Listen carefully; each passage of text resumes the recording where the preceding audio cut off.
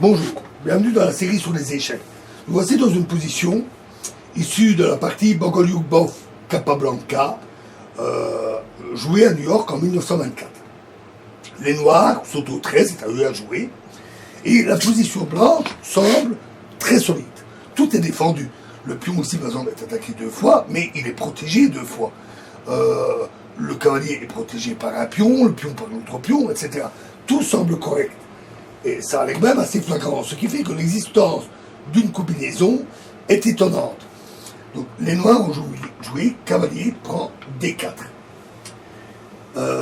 Et après C prend D4, on se serait attendu à un échange des tours, mais ils ont joué tour prend C5, pardon.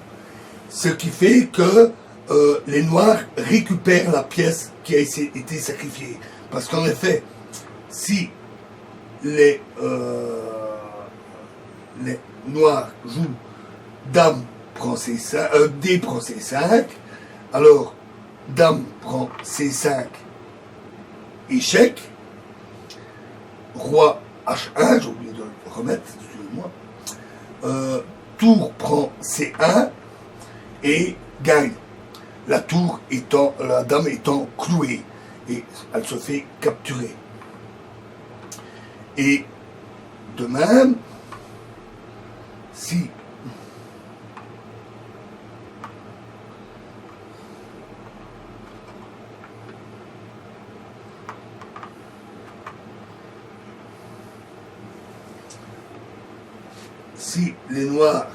les blancs jouent tour D1 pour éviter cette catastrophe, alors tour prend D4,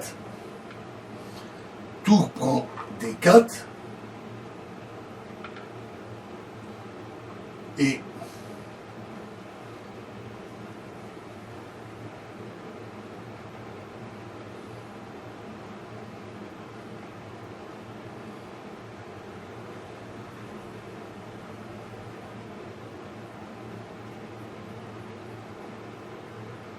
oui, pardon, excusez-moi, on va remettre les pièces.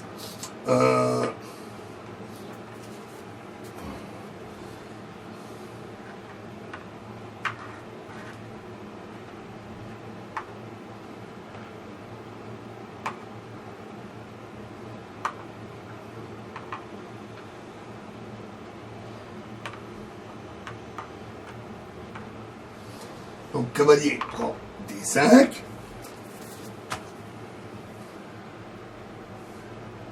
C prend D4 et tour prend C5. Et donc, pour éviter la catastrophe qu'on vient de voir, les blancs jouent tour D1, alors tour prend D4, tour prend D4,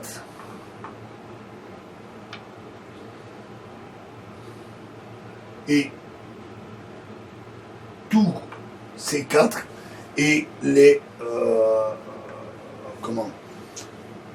la tour étant clouée, les Noirs perdent la tour, et en tout, ils ont perdu, les Blancs, pardon, ils perdent la tour, c'est jamais qu'une récupération du matériel, sauf qu'ils ont perdu 2 pions dans la bataille. Et notamment, les Noirs se retrouvent avec un pion passé, lié, protégé par ses autres pions, autant dire que la finale est sans espoir.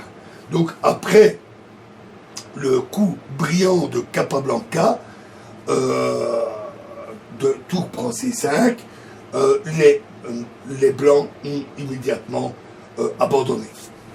Voilà, alors dans la prochaine vidéo, nous verrons le pseudo-sacrifice.